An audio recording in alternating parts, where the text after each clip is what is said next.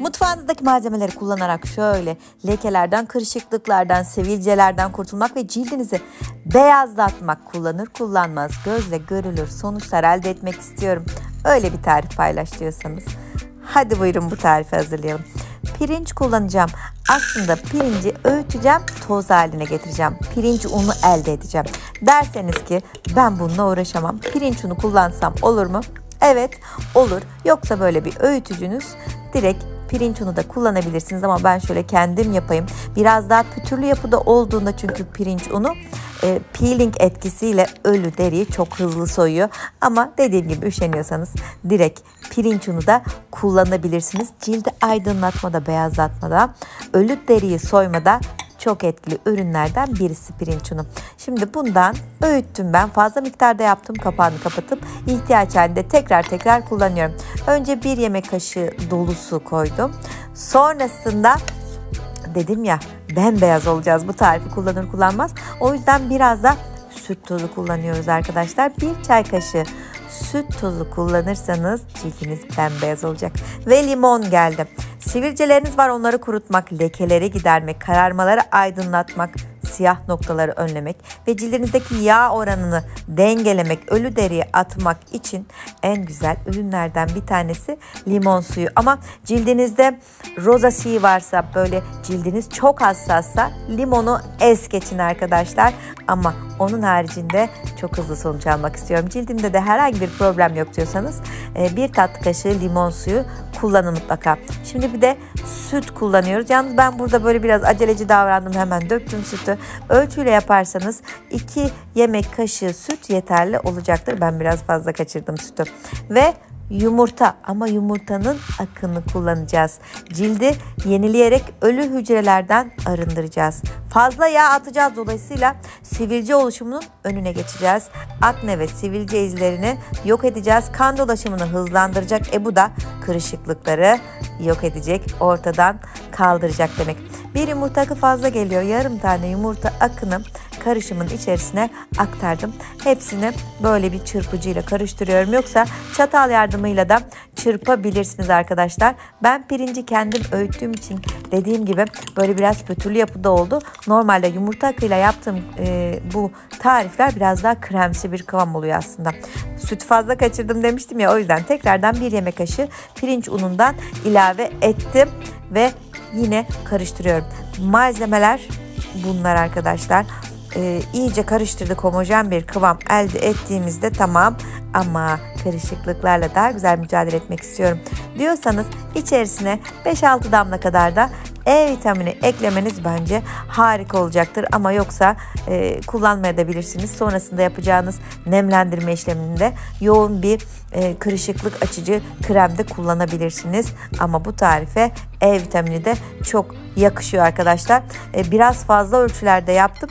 Ben 2 gün beklettikten sonra tekrar bir kez daha kullanabiliyorum. Yani 2 kerelik kullanıma uygun ölçülerde yapmış olduk. Mutlaka ellerinize de sürün. Şöyle yüzünüz aydınlanacak, elleriniz de aydınlansın. Şöyle ellerinizi masaya çıkarttığınızda gönül rahatlığıyla sunun. Bembeyaz, ışıl ışıl, tertemiz olsun. Bir elinize yapın, diğerine yapmayın. Nasıl aydınlandığını, tazelendiğini farkı görün. O zaman yüzünüze uygulamayı daha bir hevesle yapacaksınız. Belki daha düzenli yapmaya devam edeceksiniz. Peki bu tarifi ne sıklıkla yapalım?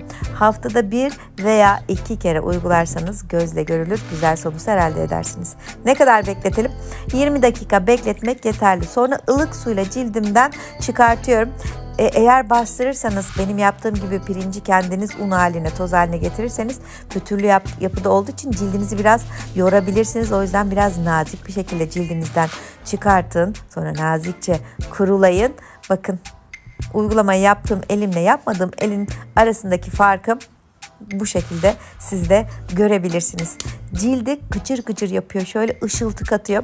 Ben bir de sonrasında kendi yaptığım kremlerden biriyle de nemlendirme yapıyorum. Şimdi elim taptaze oldu, çok daha iyi hissediyorum kendimi. Şimdi bunu hadi buyurun yüzümüze nasıl uyguluyoruz? Tüm cildinize bir güzel sürün, göz altlarınıza çok yakın girmeyin. Neden? Limon suyu kullandık. Asidik yapısıyla göz altımızdaki ince tabakaya zarar verebiliriz. Çok fazla göz altına yaklaşmadan tarifi boyun, dekolte bölgesi, özellikle lekelerinizin yoğun olduğu yerler varsa oralara böyle bolca sürün. Güneş lekeleriniz varsa onlar da çok iyi gelecektir. 20 dakika sonra bir güzel ılık suyla yıkayın ve nemlendiricinizi sürün. Birinci tarif tamam. Çok güzel olduk. Şimdi ikinci tarife geçelim.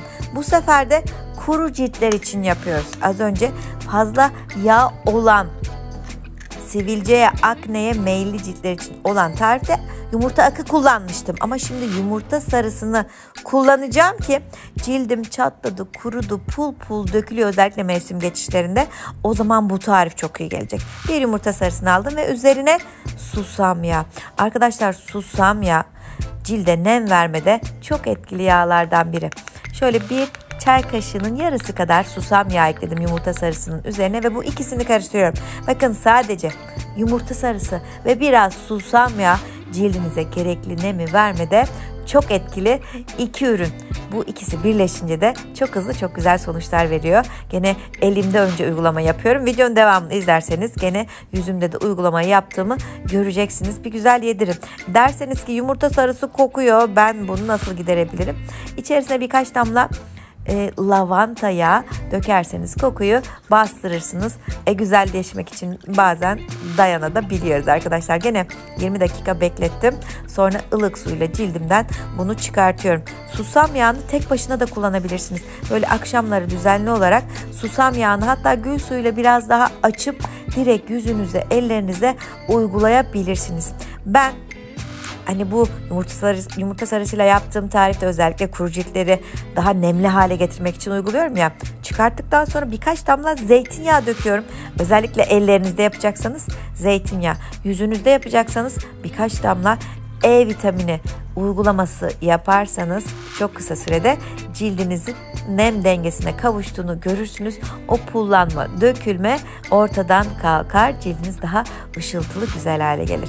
Bunu yüzünüze de sürdükten sonra 20 dakika bekletiyorsunuz. Bir güzel ılık suyla yıkıyorsunuz ve nemlendiricinizi sürüyorsunuz. Dilerseniz dediğim gibi E vitamini gül suyu karışımını ya da E vitamini zeytinyağı karışımını da yüzünüze sürebilirsiniz. Ben özellikle cildim kuruduysa yumurta sarısı, cildim yağlandı, sivilce, akne oldu, kırıştı, sarktı, o zamanlarda yumurta akı. Yani cildimin ihtiyacına göre uygun olan yumurtalı pirinçli tarifi seçiyorum ve güzel sonuçlar arıyorum. Birkaç video daha ekliyorum buralara. İzlemediyseniz lütfen onları da izleyin. Hobifan YouTube kanalıma abone olmadıysanız lütfen abone olun. Bir de kendinize çok çok iyi bakın.